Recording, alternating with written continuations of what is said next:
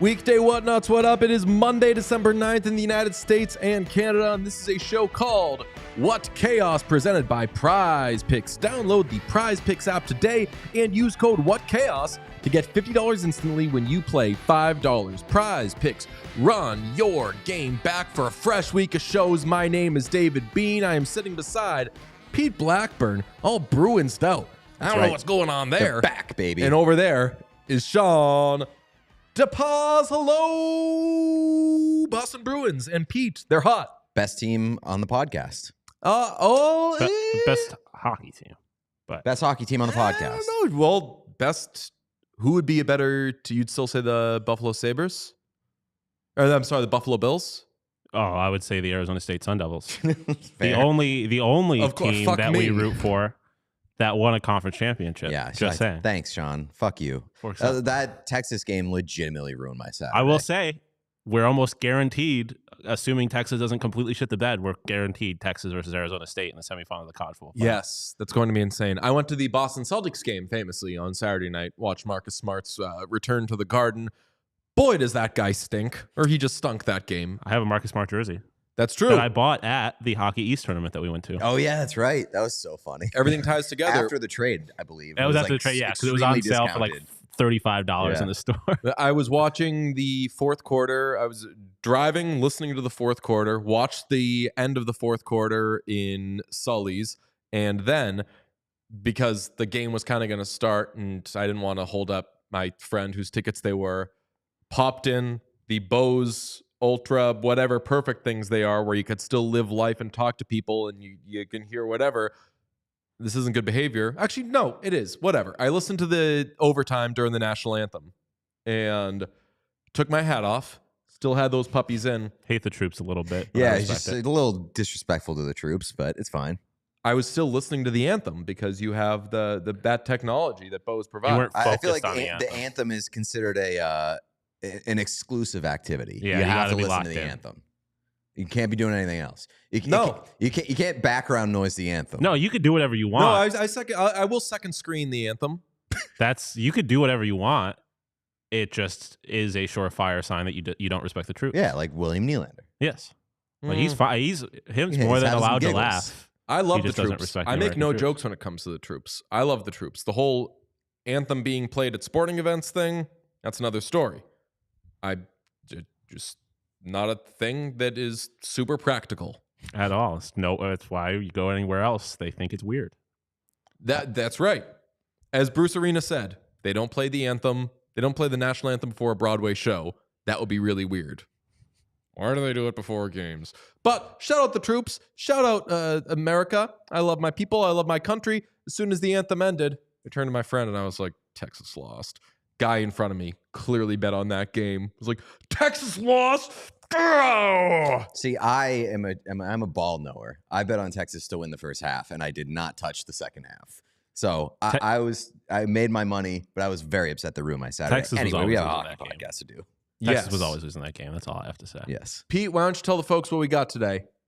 We have Oy vey. It was a huge weekend for Matvei Michkov, whose birthday is today, by the way. Happy birthday, Yeah, Sean, our can we- sweet superstar boy. Can we get a little birthday cake emoji next to Oy vey next time?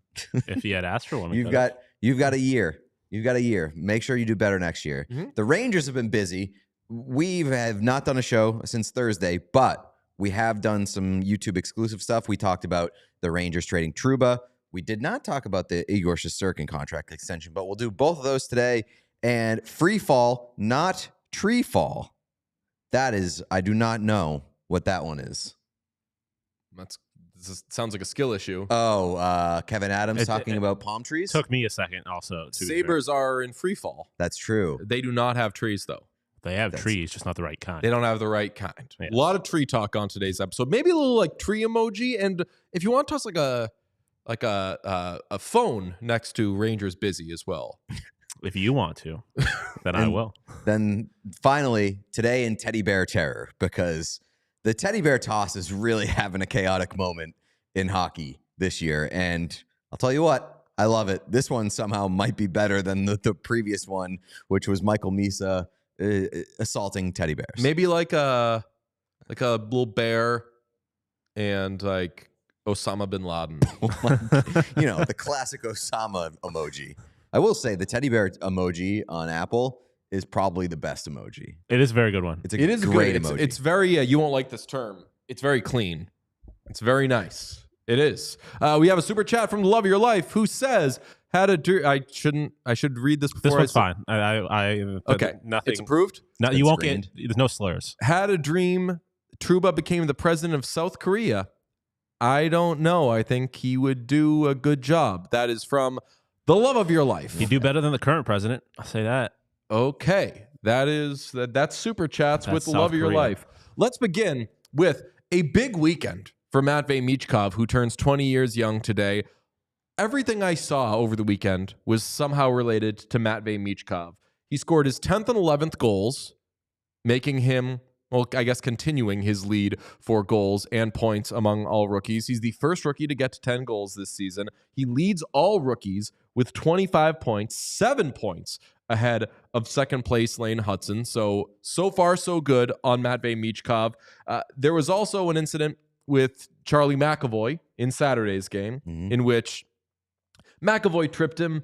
He went down easy. I usually don't get mad when people go down easy. Whatever. McAvoy then went after him and said, "You want to go down easy with me?" And as soon as McAvoy touched him, he went down again. So I'm loving this from Matvei Michkov. He just does not want smoke. He wants to score goals, and that's what he does best. So that was amazing. And then the highlight of the weekend was he got a misconduct in the final minute of the Flyers' loss to Utah Hockey Club, Philadelphia's third straight loss. We would not be talking about them if it were not for Matvei Michkov and Torts. And on his way out, he stops to sign an autograph. Lot to do with Matvei Michkov. Here's the video right here.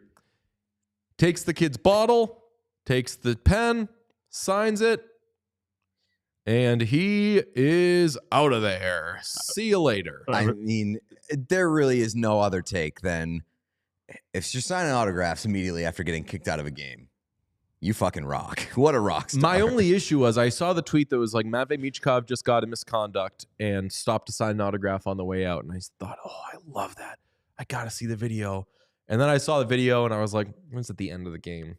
If that would be so much cooler if that were like 4 minutes left in the second period. Yeah, I agree with that. But it's still, he just got kicked out of the game, fresh off get the fuck out of here, signs an autograph on his way to the locker room. I think it's great behavior. It's especially great behavior when you find out the follow-up. There was another tweet that was like, he promised this kid who asked him for an autograph after the game.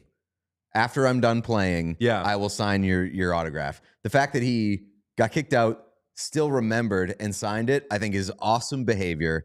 I'm a huge fan. Why don't you tell him why he was kicked out of the game? Oh, that's the great part. This is the underreported part of this whole thing.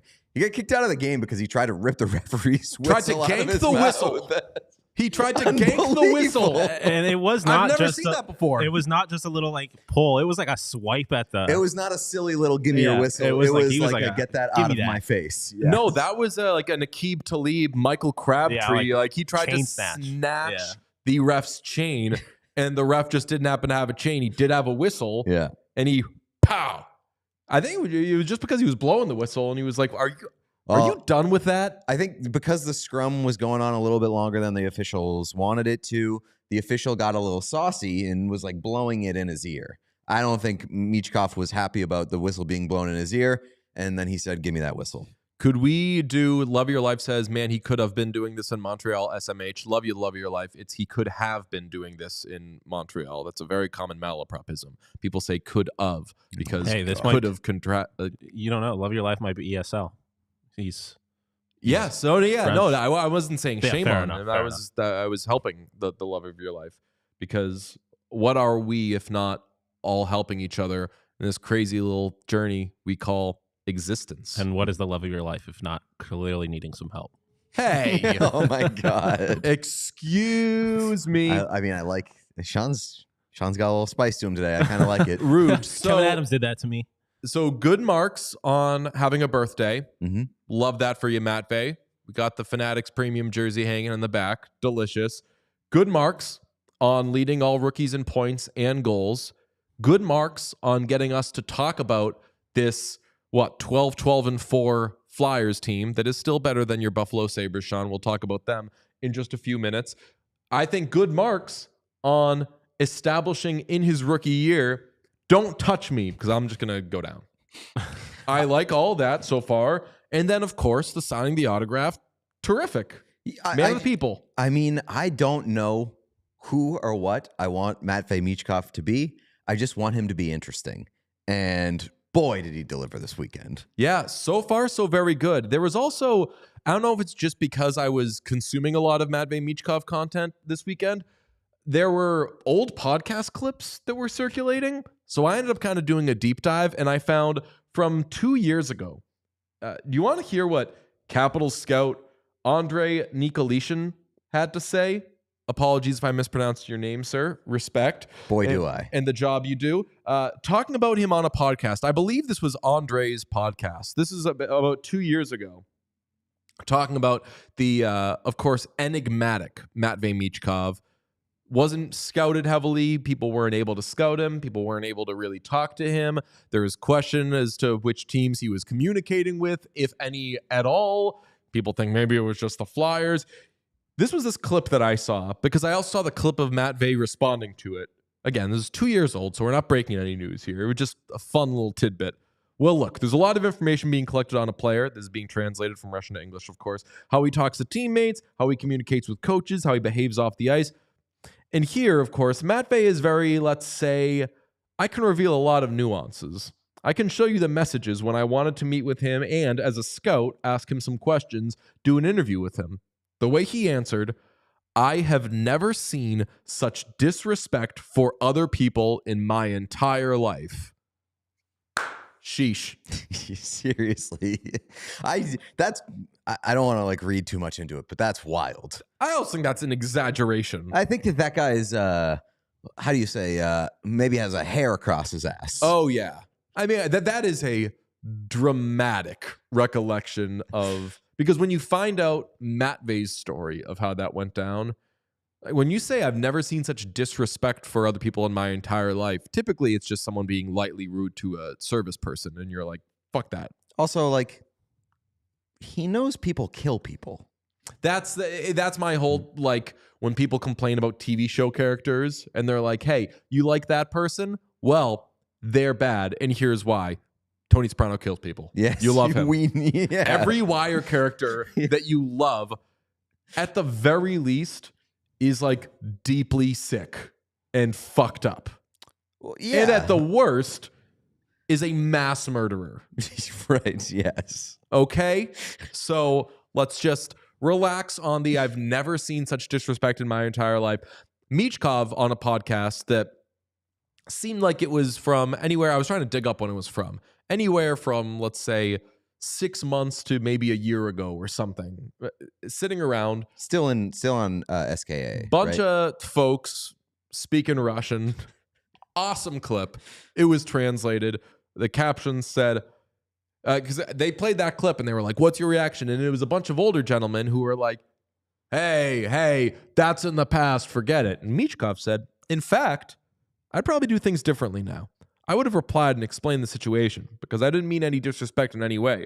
I just wrote, hello, and then, didn't reply to the message.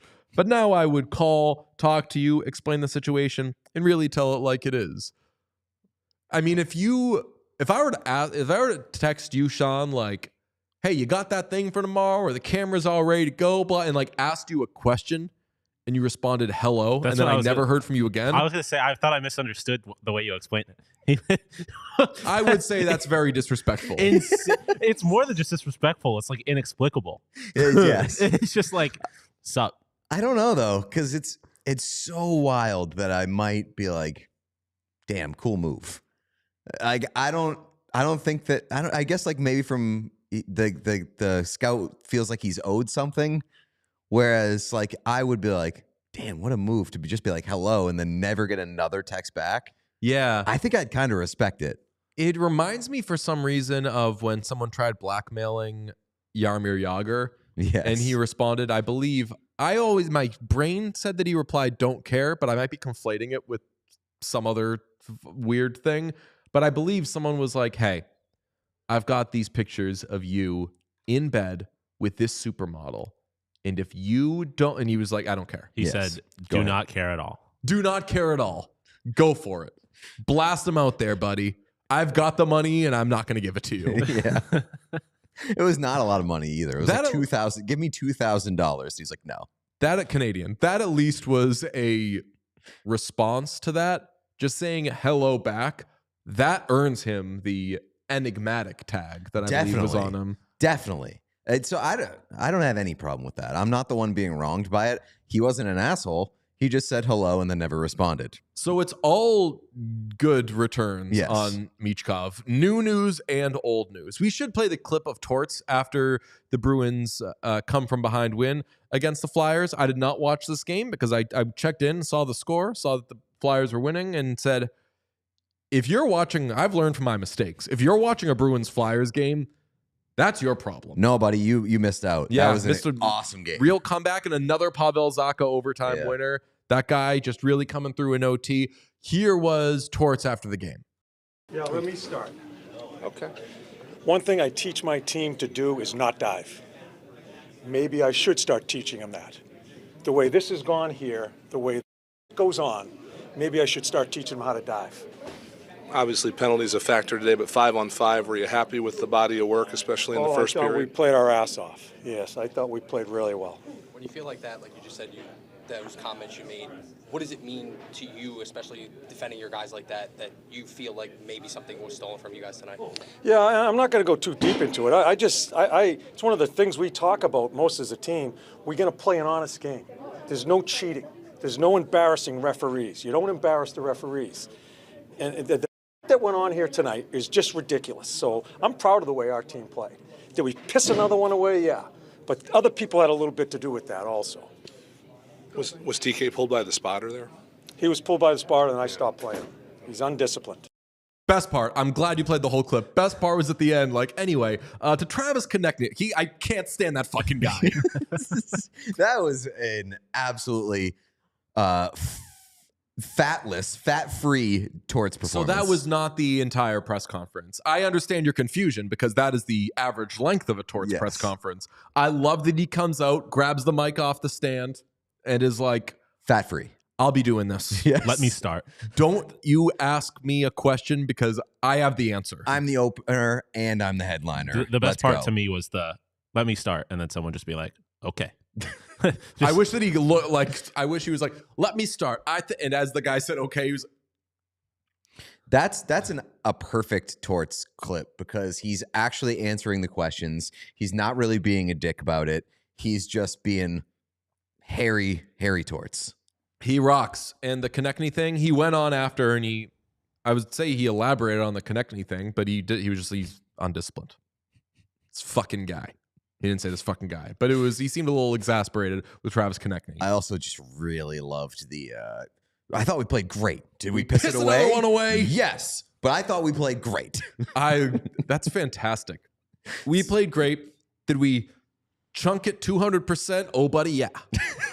But it was good. That's what we do. But it was good. I love that. So as I was a conscientious objector to that game, not watching a Flyers-Bruins game, did you feel the Bruins dove? I think you'll be kind of honest here. Yeah, I mean, Good. I'm pro dive. I know you are. We all know you are. I think that I get where that would rub you the wrong way, that result, if you were on the losing side, the way that the officials kind of inserted themselves into that game. But shut up. Okay.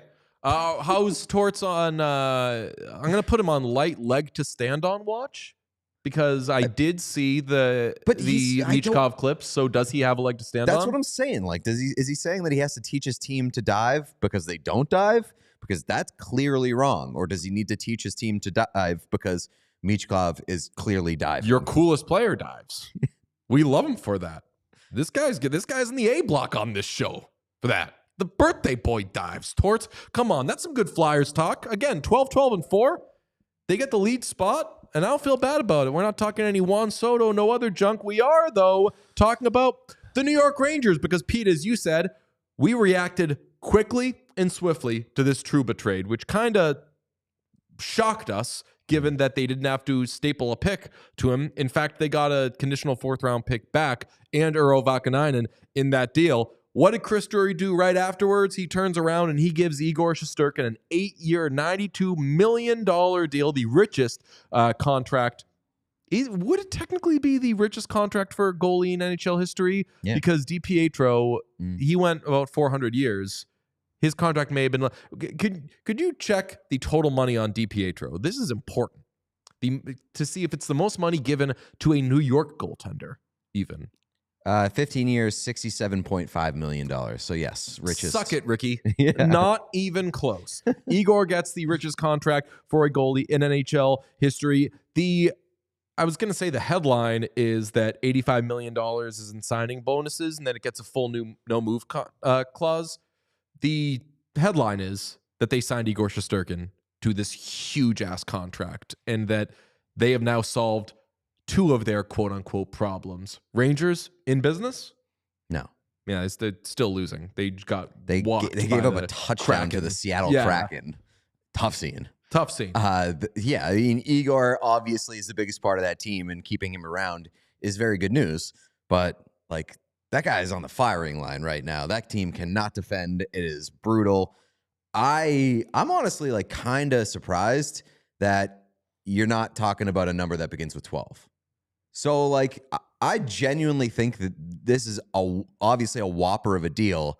I think it might be, like, a good value for Igor. And I'm famously not of the pay the goaltenders everything you got, even though they're the most important players, because it's so volatile. But if you're going to give anybody the bag, you're giving Igor the bag. My take on goalie contracts typically is I like to find little shortcuts. I like to find, and my favorite shortcut is hasn't done it or is inconsistent, because if you can get goalies who play well on better numbers. I don't want to get into the would you rather because Shesterkin is the best. Yeah, so you should no rather Shesterkin, but the other guys who have signed recently, Jake Ottinger and Jeremy Swayman, I'm way more Swayman than I am Ottinger, even if Swayman hasn't had the best year. Those guys come in at $8.5 million. There are other goalies that we've talked about that are a little more chaotic, a little less consistent, that when they sign their deals, I think probably end up coming in the $6 million-ish range. Depending on the layout of your team, if you have multiple guys who are like, so like say Edmonton is the obvious example because they've got Skinner, but then they've got McDavid's going to make so much. Draisaitl makes $14 million. You can't have the best goalie in the league, and you need to hope that you have a chaotic goalie who is good. The Bruins, in their case, they don't have anybody making $14 million, but they clearly don't want a goalie making a ton of money because of how much they dragged out the Jeremy Swayman situation. Same deal with the Stars. They don't have anybody making $12, $13, $14 million a year. In the case of the Rangers, like where Panarin is in his career, who is the guy that's going to be making $14, $15 million a year? He's not on their roster, so might as well make the identity of your team. We have Igor Shesterkin and figure everything else out. Yeah, I think, well, you brought it up at the beginning of that point, but like, would you rather, if you're building a team, would you rather have Igor at 11.5, or would you rather have like any one of the guys who signed the 8.5 deal? So, like you got Ottinger, Swayman, Ullmark. Like, would you take any one of those over Igor to save the $3 million? love you, Rangers fans. I would rather have Igor Shesterkin as a player, but I would definitely rather have the goalie that's making $8.5 million who could outplay Igor Shesterkin in a series.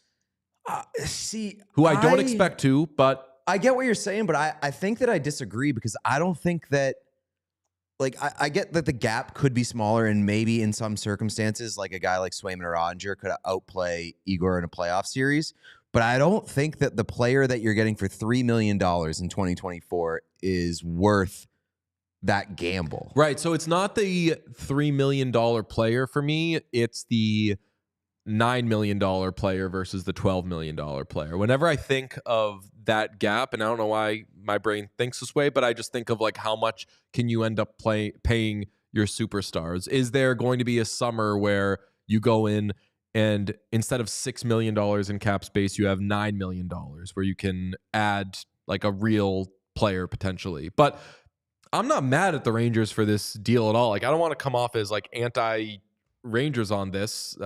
I think that what they were able to do, freeing up the Trouba space and solving the Shesterkin dilemma, I think should hopefully clear up a lot of the confusion in players' brains. Like, when there's something that's hanging over a team, it's, in recent memory, it's either one of the best players is coming up on a new contract, or are we still going to play in Arizona? And in the case of the latter, Sean Durzi has admitted to, like, that thing was tough to focus on hockey with all that going on.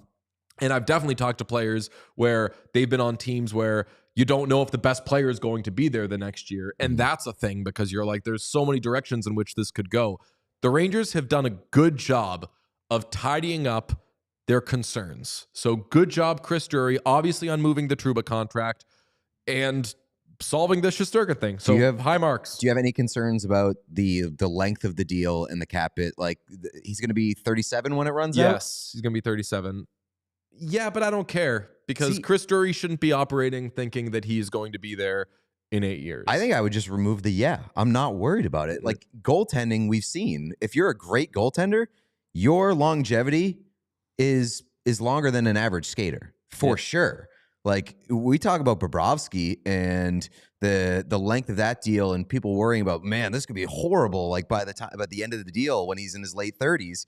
I mean, that deal has only looked good towards the later years. The early half of it, that was the bad one. That was the bad part. Yeah, that was the bad part of the contract. And I mean, Bobrovsky gave you less security when he signed the deal. Like, he had some bad years or bad stretches when he signed that deal in Florida, and you were like, man, this guy, I'm not even sure he's good right now. So Igor is the exception to the rule for me in terms of, like, give that guy all the money. And the Rangers now, with all these moves, they're projected to have $16.4 million in cap space next season if the cap doesn't move, and they've got Ryan Lindgren to sign. And if I were the Rangers, I would sign Ryan Lindgren back. I think that's like a, I would say, lowercase I identity. Yeah, I mean, type of player.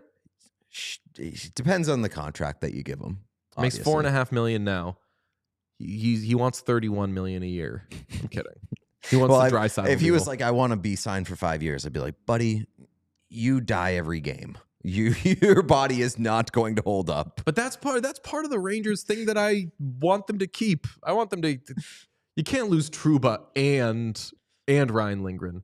Sign Ryan Lindgren back, and we'll be happy with you. They've lost 7 of 9. Things not going great for them, but maybe it turns around now that they have a little more clarity. Do need to shout out the Ducks who acquired Jacob Trouba in that deal, just for the video they put out right away. We didn't have time to talk about it when we reacted to the deal on Friday, but they got Jacob Trouba and then put out a tweet that was like, hell yeah, this is us now. And it was just stock rock music playing while Jacob Trouba and Radko Gudas killed people. Awesome. It was legitimate. Like, people were talking about Gudas and Trouba playing together, being like, no head, no chin is safe. And the Ducks were like, you're fucking right. You got that right. Yeah, it's amazing. I think they made that move just so they could put out that video. I love it. I mean, someone there got stoned and was like, imagine if we had both of these guys. And then they made that video, pitched it to the front office, and was like Mad Men style, like, we got another guy who kills people. You said, you don't want the Rangers to lose their identity of like Ryan Lindgren getting killed every game. I like that the Ducks now have an identity, and it's we got a bunch of shitheads on offense and we got a bunch of murderers on defense. What are you going to do about it? Well, we didn't even talk about what's life going to be like for Trevor Zegras, who isn't going to be on the ice much anyway, but what's life going to be like for him just in practice? Trouba going to like that? No. I don't think Trouba's going to like I that. don't think so. And this is Trouba's team now. I'm becoming a Trouba guy through all this. I kind of stayed out on whose side I was picking in all that because I definitely understood and respected Jacob Trouba's, especially as a captain of a team. I thought it was, no, I don't know, noble's the right word. It was unusual to be like, my family is my number one priority, and if you try to push back on that at all, fuck you. Mm-hmm. It's just not typical behavior from a captain, but I didn't hate it. Yeah. Do we want to show the video of him talking about the Chris Drury threatening to waive him if he didn't move? Yeah, that was good stuff. Yeah, play that, Sean, because I think it's a pretty good video. I'm curious, just when did you kind of get approached by the organization about these trade talks? Like, when did these conversations start in terms of like trying to figure out how to get you to Anaheim or any other place? Yesterday morning was accept this trade or we're scratching you. I said, okay. And then it was accept this trade or you're going on waivers. And I said, okay. Yeah.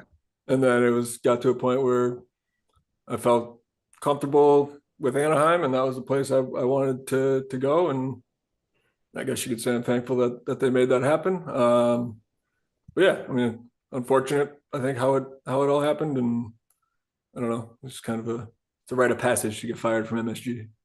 Yeah. So don't let the smile at the end of that video trick you. The best part of that is that his resting face was just like, yeah, he's pissed. He's unhappy. So unhappy. Like that is what his face is just. wait, can you can you slide up a little bit? Like it gets even better, I believe. Yeah. Oh yeah. There it is. Yep. That's the resting Trouba face. He is so mad, and I think he's being a little bit of a baby about it, but I like it because I want him to be so mad, and I want him to be revenge Trouba. Yeah, I don't care if it's warranted or like I'm not picking a side in the Trouba versus Rangers thing because, quite frankly, I'm just not in a rush to be on either side. My overall stance on it is like nobody operated outside of the rules, and he hasn't been a good player. We can all be honest. Like, I hope that he's a good player in Anaheim. Hasn't been a good player, and I think that the Rangers just got to a point where they're like, got to figure this out, got to fix this situation, and they did really well. We talked about it in the video that we put out. Chris Drury, awesome job, not retaining any money, not having to eat any picks or anything to ship him out of town. Like, I have no problem with what the Rangers did. I just want now the Ducks to create a content series that's Jacob Trouba and Radko Gudas running around that building, like stuffing their young players in lockers. Yes, please absolutely do that. We would love that. Or have Jacob Trouba and Radko Gudas work at the NHL store. Yes. And then just killing and they people. trick the customers because the customers think they're safe. And they just get beat up. By, like, employees walk over. It's like, hey, do you have this in a 52? Go fuck yourself. Yes. Yeah, no, like they just, when an employee walks over and it's like, you need help with that? you see them coming and you're like, I'm ready to say like, yeah, just browsing. And you're like, what? They haven't stopped walking. Why are they getting so cold? Just They're throwing them through plate glass windows. Why are they picking me up? I'm not crazy about this. Side note, I now understand why the Rangers don't let their players do podcasts because Jacob Trouba. Well, he had stuff to say. Exactly. But I think that's a kind of chicken egg type situation. Maybe if you let him get that release, let's say a few times a season, just knock out a couple podcasts, then the first time you're allowed to speak, you won't be like, fuck everything. You won't be like, let me talk. Yeah. I'm going to start. We also have to mention, too, Larry Brooks last week threw out that Trouba might be traded for Brady Tkachuk. Tried to manifest that. And Deal didn't go down. Didn't work. Did not work whatsoever. And it was a different deal. Big update from Senators land. Our guy, Michael Andlauer, pissed that Larry Brooks did that. Yes, per TSN, Senators owner Michael Andlauer isn't happy about the quote-unquote soft tampering. I don't know who the quote is from. That's from TSN. Yeah? That's how they're phrasing it? Or Andlauer said... Pierre LeBrun said that Andlauer said soft tampering multiple times in their conversation. Damn. I feel like if you're going to say soft tampering multiple times, just Upgrade say to tampering once. Anyway, Brady Tkachuk to the Rangers.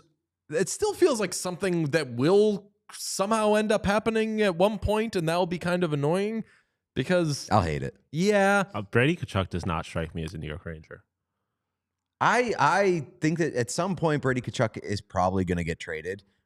I fucking hope with every fiber of my being that it's not to the Rangers, simply because they've been trying to manifest it for years, and I don't like that. I don't like that behavior being rewarded. You know who, friend of the show, Michael, don't call me Andlauer, Felger, has been trying to manifest Brady Tkachuk to for a number of years now. They're Boston Bruins. Boston Bruins. There's a great little exchange on the show where he said, make a hockey trade. Do what the Panthers did. They went out. They traded for Tkachuk. They traded their star forward, their star defenseman, blah, blah, and they got a Tkachuk. Go bring me, trade David Pastrnak, get me, or McAvoy, whoever it needs to be. I think he said, trade McAvoy and get me Brady Tkachuk. And Tony Maz said, does he play center or wing? Felger said, I don't have that information. Get me Brady Tkachuk. I love that. So... maybe Felger versus Brooks would be a nice little manifest off. Just have them sit them down, bring them both in here, have them talk about Brady Tkachuk, see who knows less. Having like our own version of Versus where we just get like different media members and be like argue about some shit. Our own version of Taskmaster, in which we sit down, Michael Felger and Larry Brooks, and the task is Tkachuk to your team. Sell us on Brady Tkachuk to your favorite team. I mean, there's so many ways that we could position it. We could also dress it up, make it look like those variety series they put out where they get like a round table and they have like 5 actors talk about acting. Just like throw them a little bone and just see what ends up happening. The art of making up trades that will never happen, and just have them talk about. Maybe we do that at the Winter Classic. We'll call it like Chaos Conversations, and we get 2 people from the hockey world, and we have them talk about something. So just do awesome. A podcast, but without us. We produce it. We stand off in the back. We guide them. So we get Brooksy, and I don't know who else. Just talk about Brady Tkachuk. I just want Larry Brooks on the podcast so bad now, especially because I lobbied for him to unblock me. I don't know why I got blocked. I'm sure I deserved it. Lobbied for him to unblock me. Didn't happen.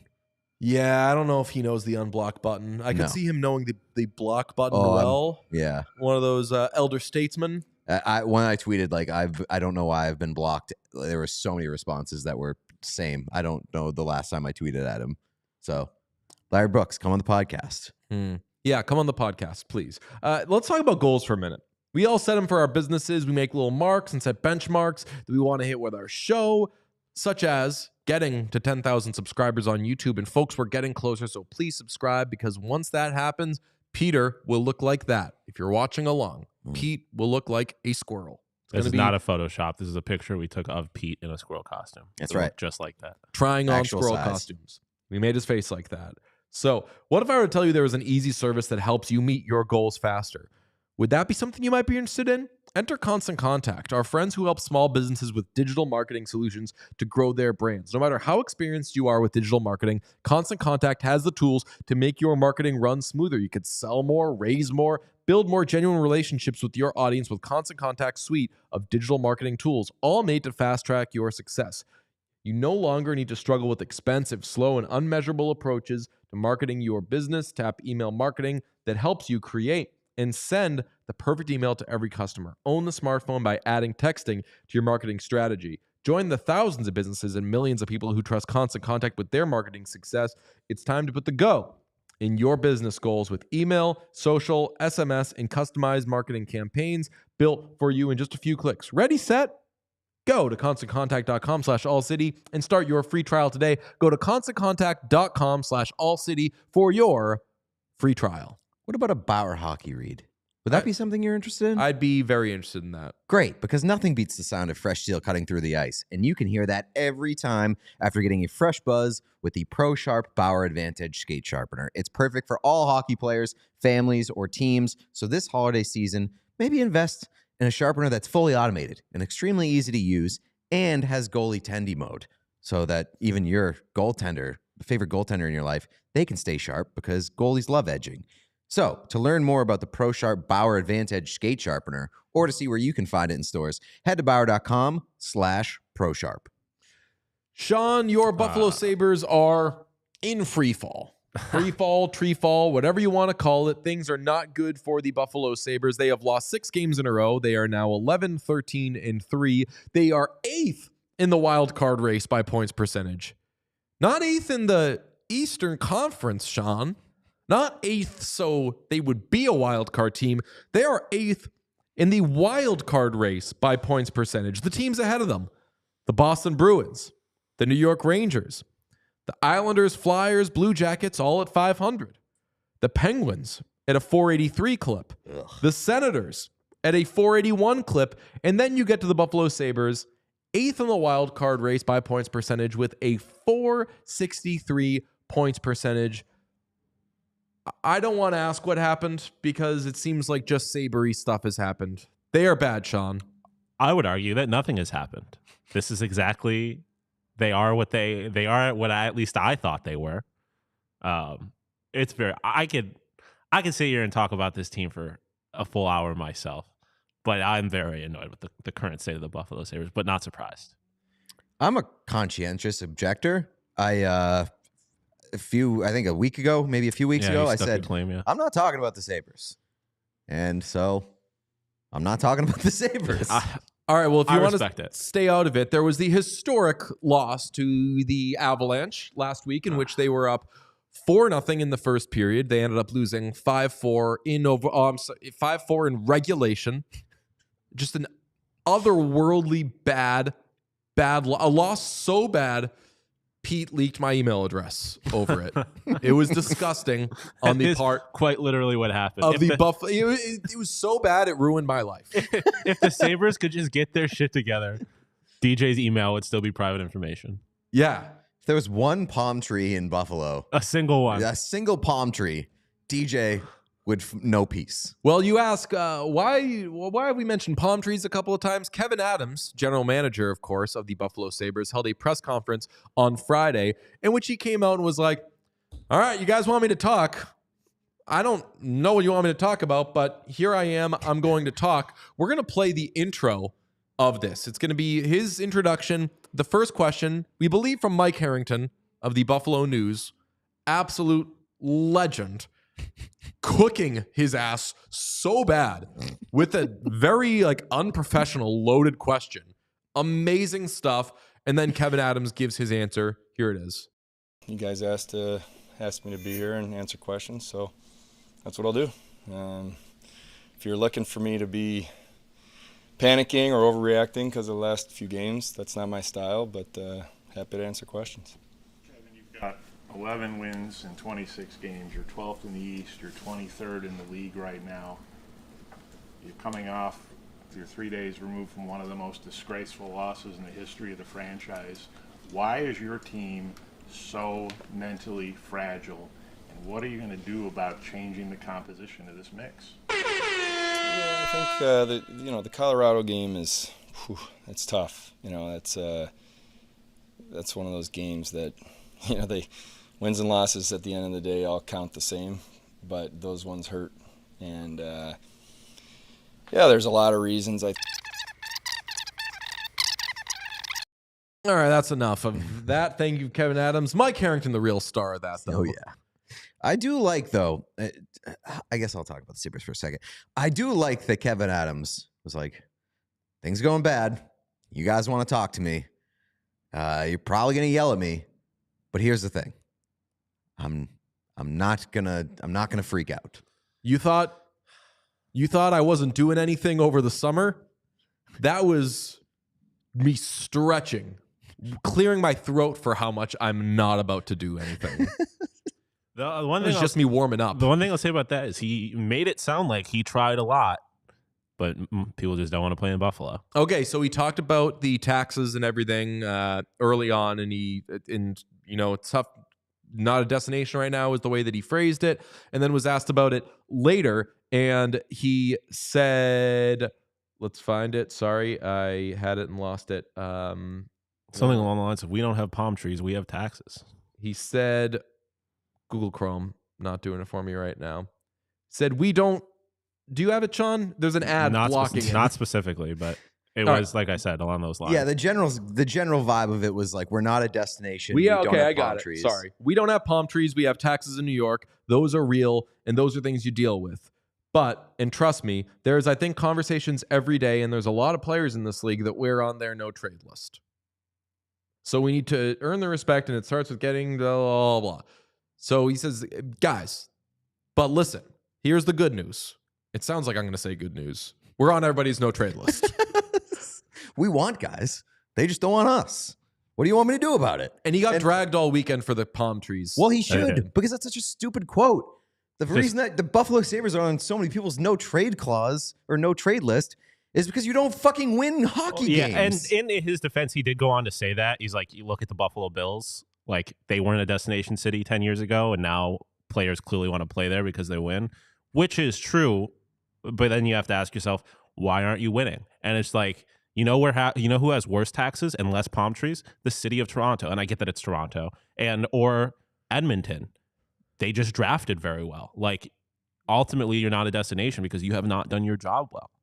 And that is what it is. Or because you're not getting the proper resources from your ownership, which is another massive complaint from a lot of Sabres fans. And that was some of the stuff that was talked about. Yeah. Of course it wasn't, because Kevin Adams is a yes man, and that's why he's had that job.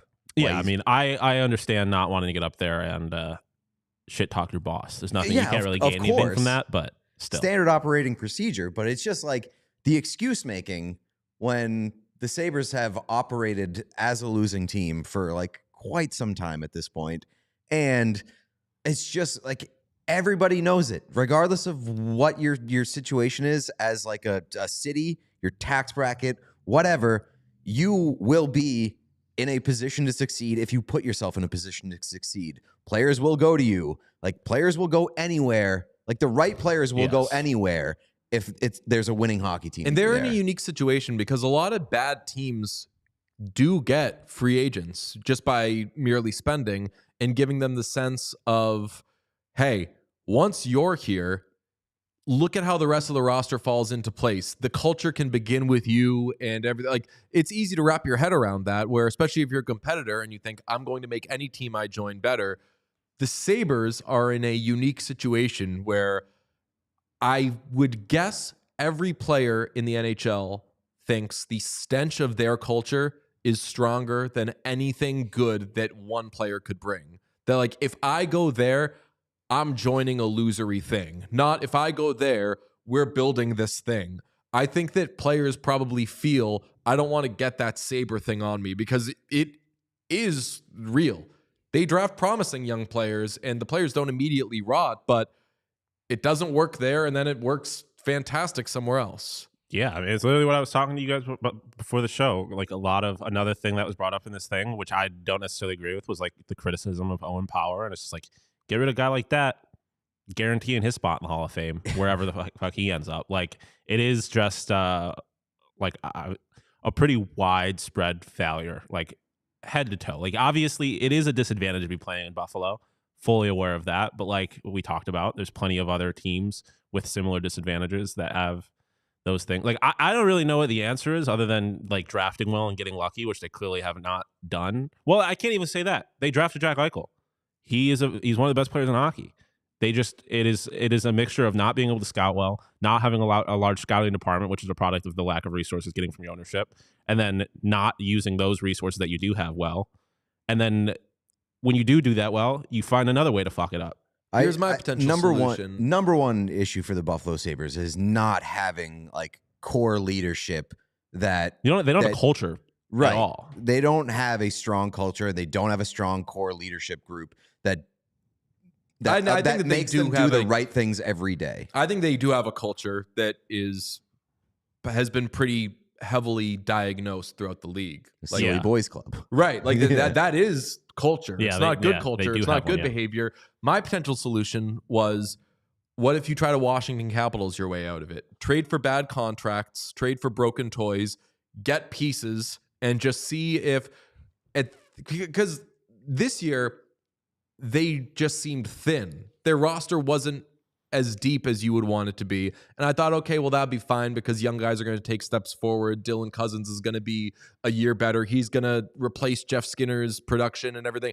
And that just doesn't happen. So is their next attempt at fixing this, find guys that are either unsatisfied in their places or they got a bad contract? Lord knows you have the space to do it. It's a huge risk because if you had traded for a Pierre-Luc Dubois, I could guarantee you that guy would have 5 points on the season right now if he were in Buffalo. It would be so bad. Oh my God. So he would go worse my because, to Pete's point, they don't have the good culture where, like, Yeah. and it's weird to say like they need a Nick Foligno because right now things aren't going well in Chicago. But God, they could use 5 Nick Folignos right now. The Kevin Adams press conference did nothing to make anybody feel better. No, and that's the problem. It's like if Kevin Adams went up there, did freak out and did have like panic to him, I think that Sabres fans would have a better takeaway from it being like, at least this is concerning to him. And I mean, my thing is that like, I don't even necessarily have a problem with him not panicking because I feel like so often in these situations, you see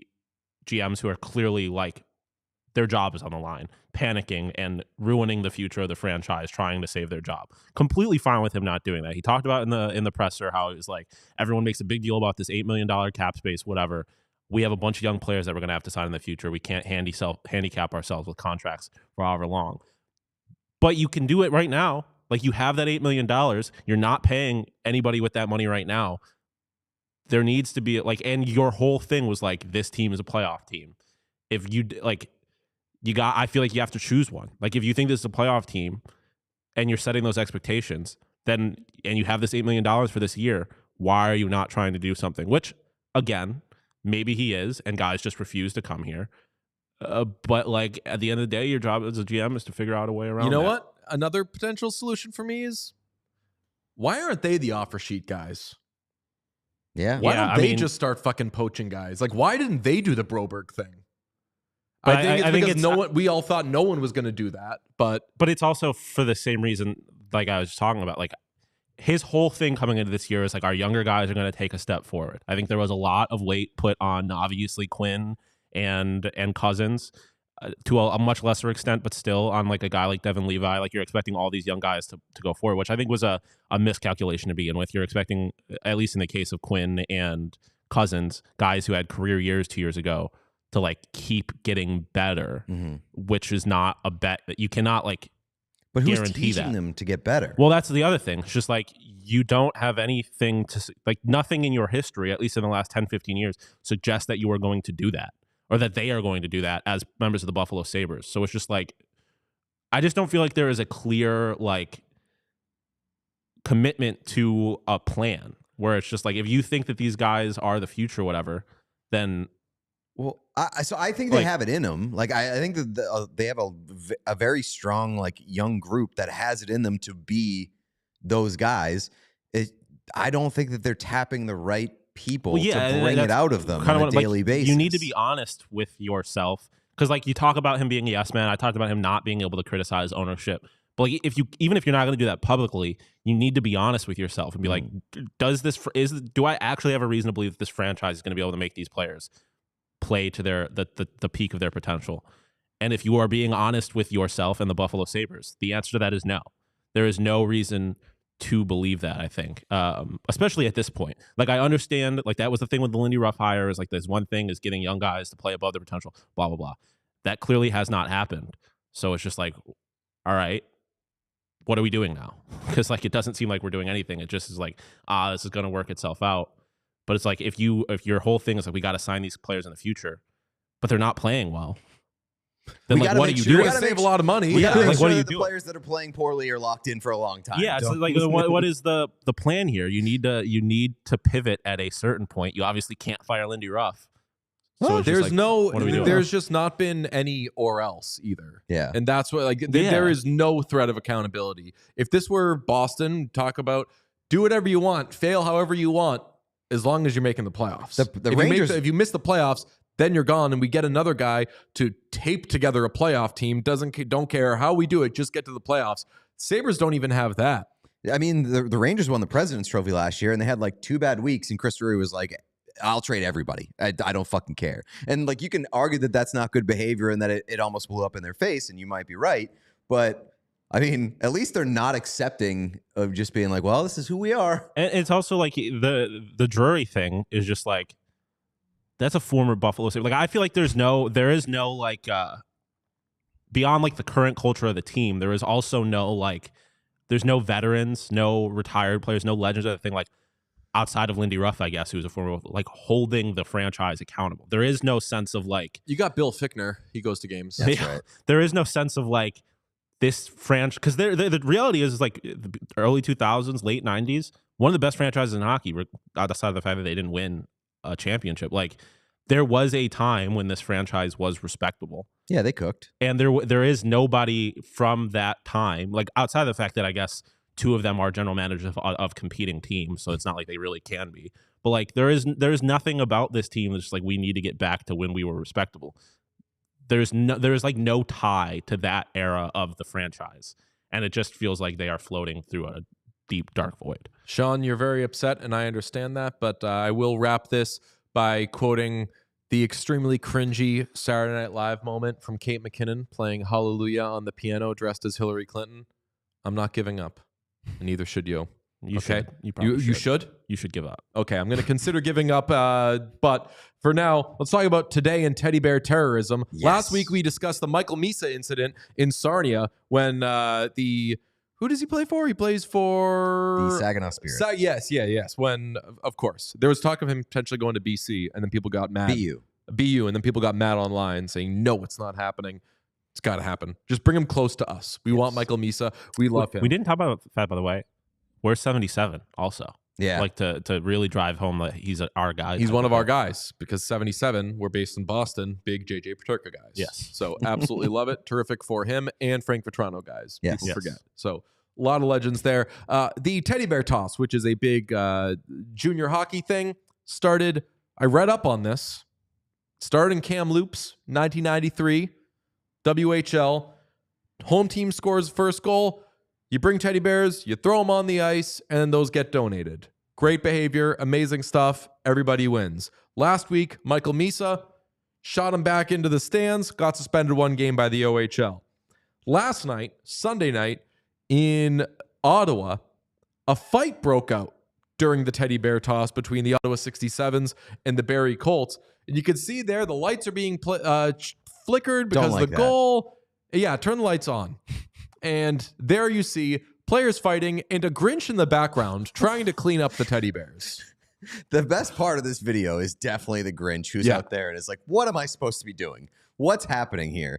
I mean, obviously, the complete spectacle of bears raining down while This part players right fight here. each other is the most beautiful game clip of beautiful game clips to ever exist. But this right here, the Grinch, the funniest thing I've that's ever seen. also like, you ordered a Grinch costume off Temu. This What is the just a- fuck is that Grinch costume? Oh, no, I mean- that's what I'm wearing in the final days of our show leading up to U.S. Christmas. The best part is that this is just like this is just a guy who works there.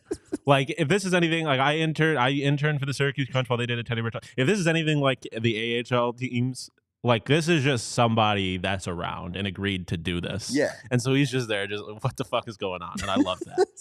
I love this so much. I also just love that teddy bear tosses are having a violent and crazy moment right now. And I saw we posted this on Instagram, and I think somebody commented like, you got to cancel teddy bear tosses until we figure this thing out. Completely disagree. And I would also argue, like, this makes the alternative here is a line brawl without extra padding on the ice.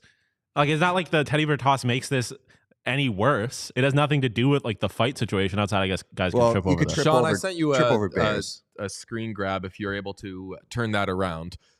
It's terrific. I love what they are doing there. Keep the teddy bear tosses going. Bring them to the NHL and see how you can just kind of stunt on these teddy bear tosses. I did find the costume in 1 second that this person was wearing, I believe, because it's not a Grinch costume.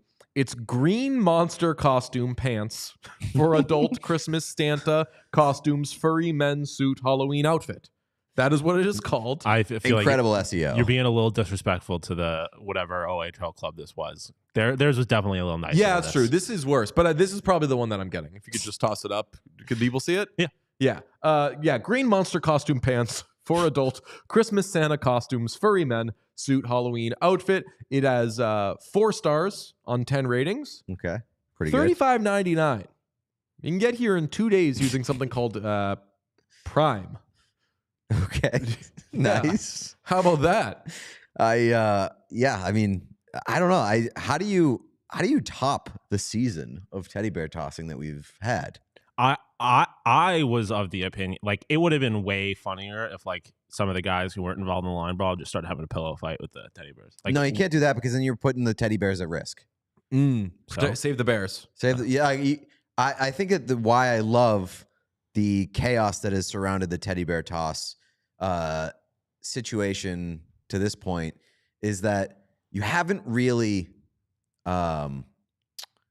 defiled the teddy bears or the general spirit of the thing. Michael Misa did. I would say he pretty directly defiled the spirit. He did the exact opposite of what was like the teddy bear toss was. Yeah, but like ultimately at the end of the day, didn't appear that any of the bears got seriously hurt. Didn't appear that he ruined any kid's Christmas directly. Like had he like fucked up one of the bears, I've been like, all right, that's one less kid who's getting a teddy bear this Christmas.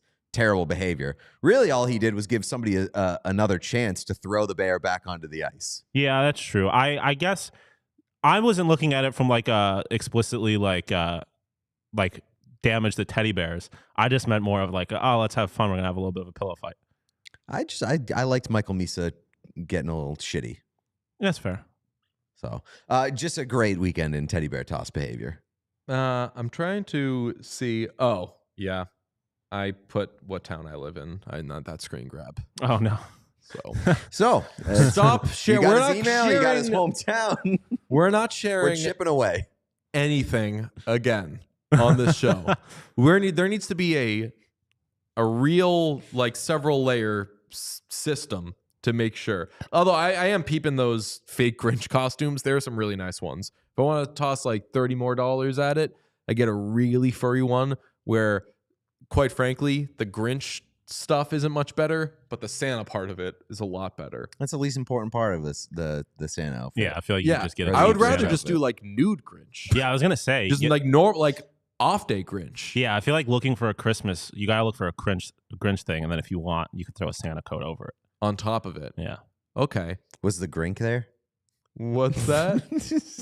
You remember that tweet that was like me after I survived a harrowing plane crash and survived on a desert island, talking to my friend who I once misspelled the Grinch to and called him the Grink in a text message, and it's the friend being like, "Was the Grink there?" Amazing. So that guy in the middle of the teddy bear toss, that was the Grink. Yes, exactly. I will respect for a guy or woman, I guess, who just clearly just threw on that costume for the moment or whatever. Had like the mannerisms pretty well. Like the Grinch, like, oh yeah, hand toss out, like, what the fuck is going on here? Like, respect for taking that for taking it as seriously as they did. Shout out the Grinch. We love the Grinch, and shout out anyone. Shout out Michael the Grinch. Misa or whomever who is going Grinch mode. This who would you say was going Grinch mode there?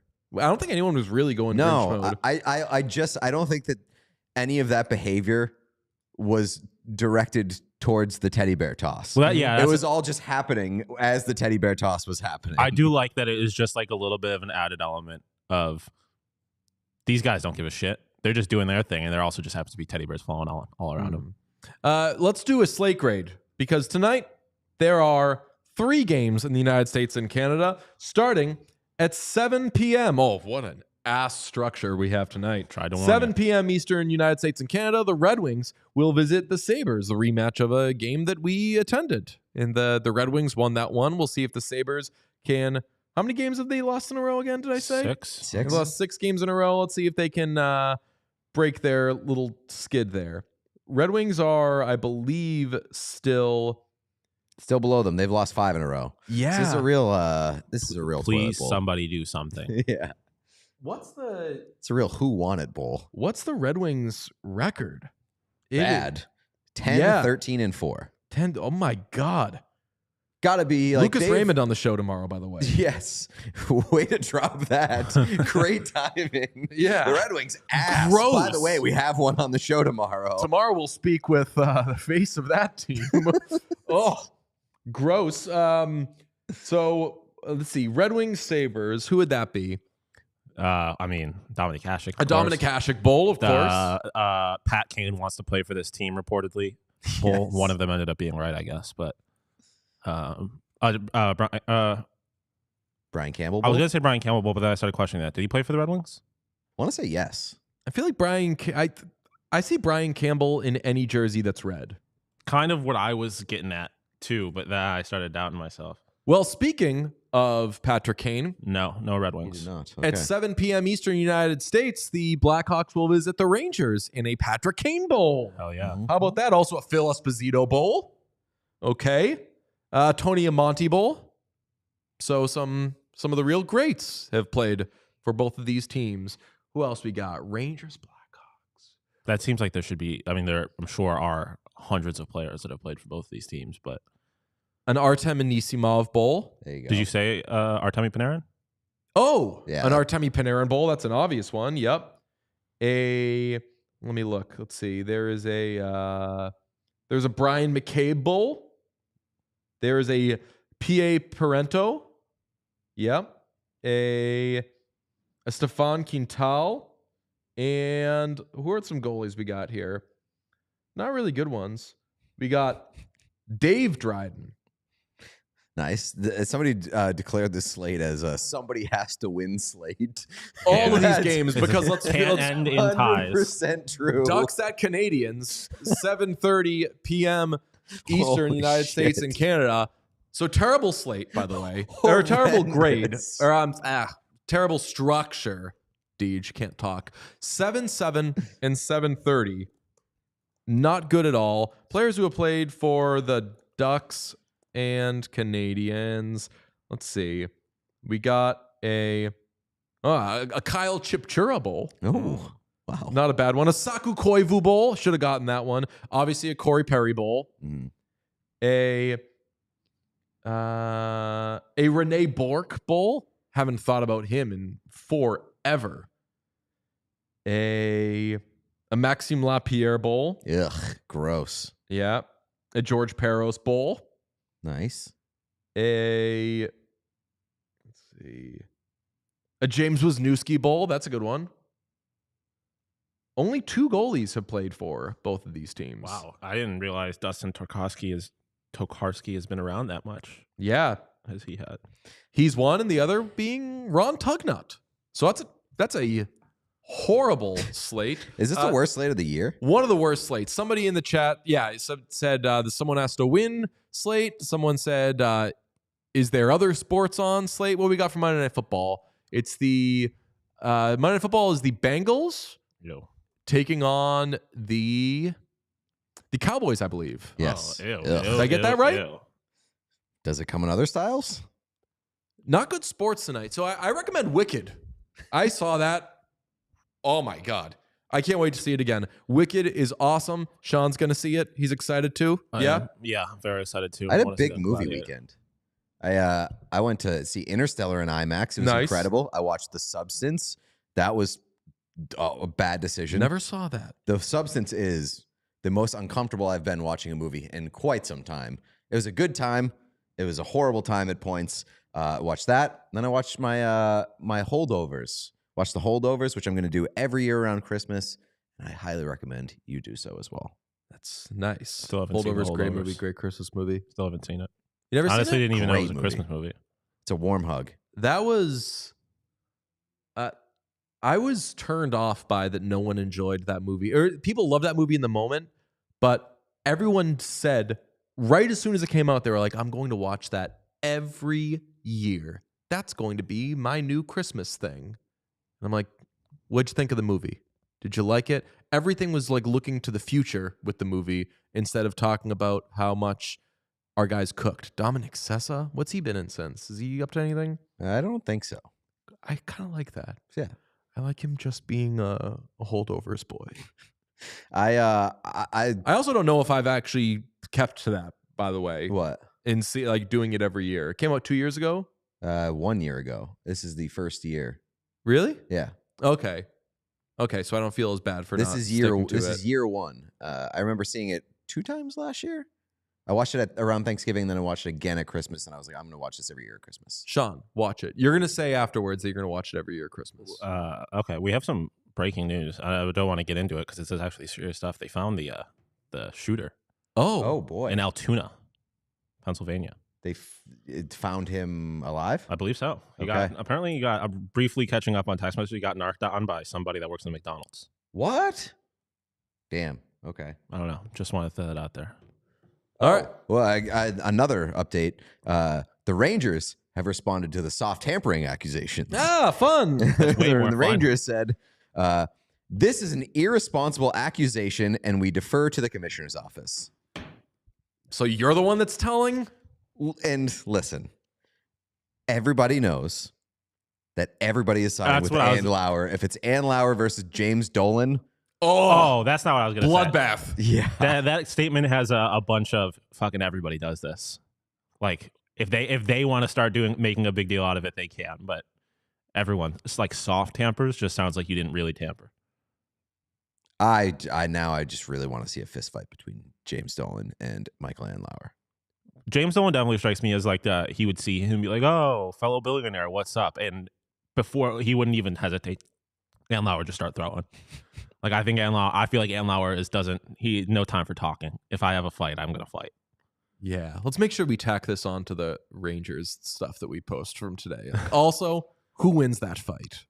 I'm just kidding. But tomorrow, loaded episode. It will be lightly on tape. We've got Lucas Raymond. Awesome conversation with him. We've got Petey. It's going to be a loaded one. We're going to be on assignment doing some fun stuff that you will see later. Amazing. We will talk to you tomorrow. We'll talk to you the rest of the week. Make sure you like and subscribe, Pete. Yeah? Yeah. Please hit that like button. This thumbs up button right below the video player. We would very much appreciate it if you spike those likes. Also hit the subscribe button, and we will see you at 10K, in which time I will be wearing a squirrel costume. Do I wear a Grinch costume when you do the squirrel thing? No, I feel like it has to be an isolated Yeah, you don't want it incident. to look like we're doing like a dress up day. It needs to be Christmas squirrel one Plus, day. I want to hit 10K as quickly as possible. I kind of want it to be after Christmas. Like I want it to be a new year. Like there's no confusion about what, like if Pete's being like a holiday squirrel or something. Like this is just randomly Pete is in a squirrel costume. I would say that at 11K, I will dress as the Grink, the hairy man, the hairy man costume. Hold on, I will dress as the green monster costume pants for adult Christmas Santa costumes, furry men suit Halloween outfit. Furry men. I would dress as that for 11K, but if depending on when it comes out, That it would just happening look in like March. an old episode. Because if we do like a clip from that show and it's on January 5th, people will be like, they're doing reruns. Well, I think you got to do kind of like the rerun thing where you as it starts be like this was recorded on March 3rd, 2025. Or I'll dress as green monster costume pants for adults, Christmas Santa costumes, furry men suit Halloween outfit without the Christmas stuff on. I'll show like the Grinch Michkov jersey, the Grinch white stew, the Grinch Logan Coolidge. Just have Grinch week. Grink Michkov would go hard. Oh, Grinch week would be Grink week.